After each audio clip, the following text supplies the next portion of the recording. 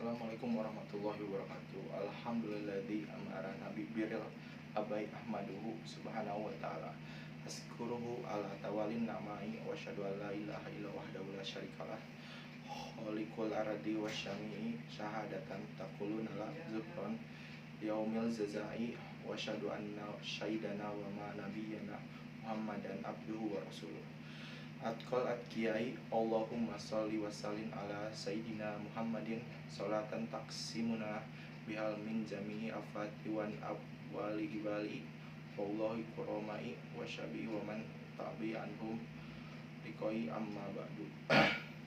Masyiral muslimin rahimakumullah. Dalam kitab Ta'bin Al-Ghifalin diceritakan 3 orang laki-laki terjebak dalam sebuah gua saat turun hujan deras.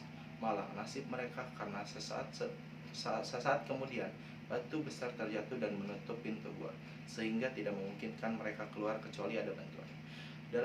Dalam kemandikan demikian, mereka bermunajat kepada Allah karena mereka berpikir hanya Allah dan amal salih mereka lah yang mampu menolongnya.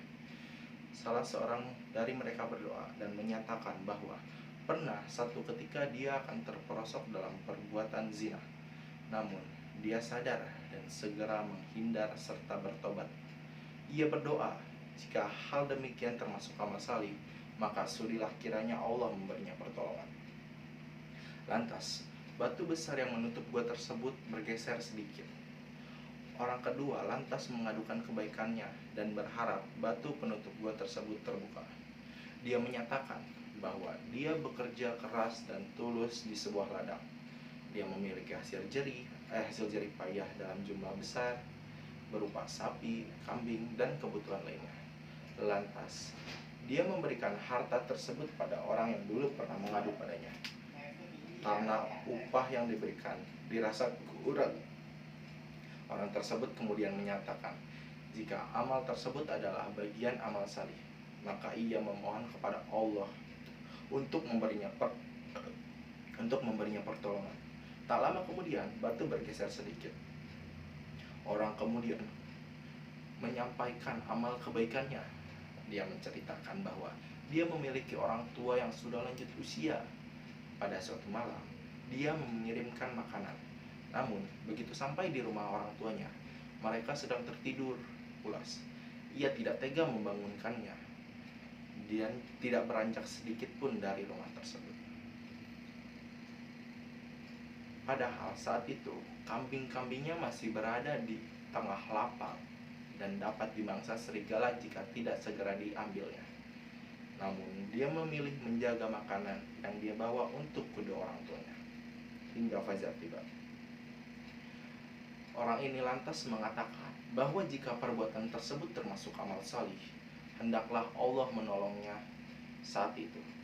Lantas batu besar yang menutup pintu gua tersebut terbuka hingga mereka bertiga dapat keluar bebas. Hadirin yang dimuliakan Allah, cerita tersebut memberikan hikmah pada kita bahwa ada 3 amal salih yang dapat menjadi wasilah penolong kita saat menghadapi kesusahan, yakni menghindari zina, ketulusan dalam bersedekah, dan berbuat baik kepada orang tua. Salah satu yang penting dalam peristiwa tersebut adalah amal salih kepada orang tua yang dapat menjadi penyelamat mereka. Berbuat baik pada orang tua adalah kewajiban anak. Kewajiban ini diperintahkan Allah dan Rasulullah dalam berbagai redaksi ayat Al-Quran ataupun hadis Nabi. Bahkan, kewajiban berbuat baik pada kedua orang tua dalam Al-Quran disebut setelah kewajiban menyembah kepada atau beribadah kepadanya. Dalam surat An-Nisa ayat 36 disebutkan, sembahlah Allah dan janganlah kamu mempersekutukannya dengan sesuatu apapun, dan berbuat baiklah kepada orang tua. Quran surat An-Nisa ayat 36. Kalimah wabil walidaini ihsani ini juga diulang dalam surat Al-Isra ayat 23 dan surat Al-An'am ayat 151. Surat Al-Isra ayat 23 disebutkan, dan Tuhanmu memerintahkan supaya kamu jangan menyembah selain Dia, dan hendaklah kamu berbuat baik pada kedua orang tua. Sementara dalam surat An-An'am ayat 151 disebutkan, katakanlah, mari kubacakan apa yang diharamkan atas kamu oleh Tuhanmu, yakni janganlah kamu mempersekutukannya dan berbuat baiklah kepada orang tua. Kalimat wabil walidaini ihsana diulang dalam redaksi yang sama dan rangkaian perintah serupa. Hal ini menegaskan bahwa kewajiban menghormati, berbuat santun, dan baik kepada orang tua adalah mutlakan yang harus dipegang oleh setiap orang. Tentu saja, kemampuan kita berbuat baik pada kedua orang tua akan diganjar oleh Allah dalam berbagai bentuk, baik kebaikan di dunia ataupun di akhirat kelak. Di dunia, Allah akan memudahkan hidup kita dan anak-anak kita. Mungkin kita dimudahkan rezeki, diberi umur yang panjang, dan keberkahan diberikan anak-anak yang salih dan salihah. Rasulullah pernah bersabda dan mengatakan bahwa diriwayatkan dari Anas bin Malik bahwa Rasulullah bersabda, barang siapa berharap Allah menambah umur dan rezekinya, hendaklah berbakti pada kedua orang tuanya dan menyambung hubungan sanak famili. Hadis riwayat Al-Baihaqi. Masyaril muslimin rahimakumullah, berbuat baik pada orang tua dapat kita wujudkan dalam berbagai bentuk, seperti menghormatinya, memuliakannya, berkata lembut, tidak melukai perasaannya, mewujudkan cita-cita luhurnya, memberikan sedekah kepadanya, dan lain sebagainya. Orang tua kita dalam berbagai riwayat bercerita dan cerita adalah kunci kehidupan kita baik di dunia ataupun di akhirat kelak. Dalam kitab Durrah An-Nasihin diceritakan Nabi Musa ingin mencari tahu orang yang akan menjadi temannya di surga. Lantas dia diperintahkan Allah untuk pergi ke pasar dan menemui seorang tukang jagal. Nabi Musa keheranan, kenapa menemui tukang jagal yang miskin? Jawabannya, ia dapatkan setelah mengikuti tukang jagal itu pulang ke rumahnya. Tukang jagal tersebut adalah orang yang merawat ibunya yang sudah sangat renta dan lumpuh. Dia memasakkan hidangan untuk ibunya dan menyuapinya setiap hari. Saat itu Nabi Musa mendengar ibu itu berdoa, ya Allah, jadikan putraku teman Nabi Musa di surga.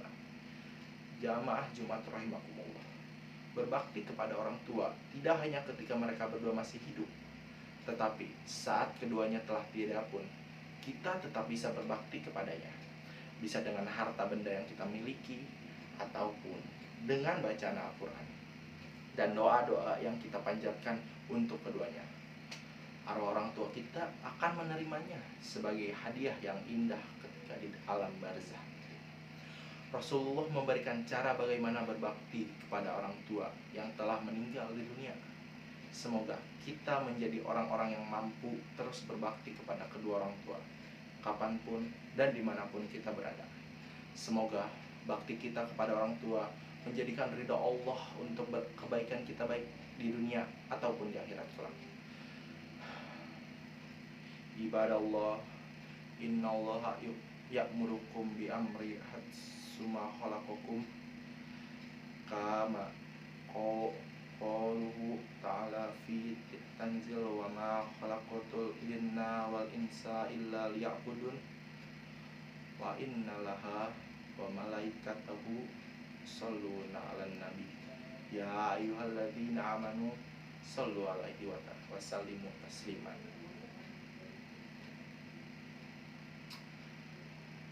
Allahumma sholli wa sallim wa barik ala abduka wa rasulika Muhammad wa ardolahu an khulafa'ur rasyidin Abu Bakri wa Umara wa Usmana wa Aliyin wa ansari Ali Muhammad wa syabihi azma'in wa tabi'ina wa tabi'ina wa man tabi'ahum wa bi ihsani illa yaumiddin wa alaina ma'ahum wa bi rahmatika ya arhamar rahimin.